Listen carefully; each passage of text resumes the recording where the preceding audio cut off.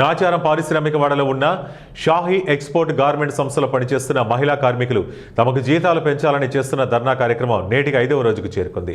విధులను బహిష్కరించి పరిశ్రమ ముందు నిరసన వ్యక్తం చేస్తున్న మహిళా కార్మికులకు సిపిఐ పార్టీ తెలంగాణ రాష్ట్ర సహాయ కార్యదర్శి నారాయణ ధర్నాలో పాల్గొని కార్మికులకు సంఘీభావం ప్రకటించారు. ఈ సందర్భంగా వారు మాట్లాడుతూ గత 4 రోజులుగా మహిళా కార్మికులు ఎండలో కూర్చొని తమకు న్యాయం చేయాలని ధర్నా చేస్తున్న యాజమాన్యం స్పందించకపోవడం సరికాదన్నారు.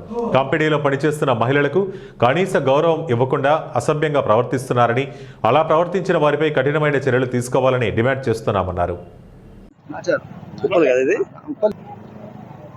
నాచారంలో ఉన్నటువంటి షాహీ ఎక్స్పోర్ట్స్ దీనిలో దాదాపు 2.5-3 వేల మంది మహిళలే పనిచేస్తారు.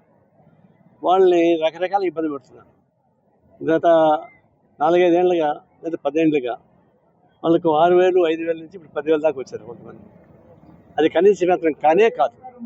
పైపెచ్చు ఇచ్చే జీతం తక్కువైనా లోపల మహిళల్ని బాగా హింసిస్తున్నారు. బాత్రూమ్ పోతే టైమింగ్స్, బాత్రూమ్ కూడా పోయకుండా ఆపడం అంటే ఇంతకన్నా మంచి కష్టం ఇంకోటి.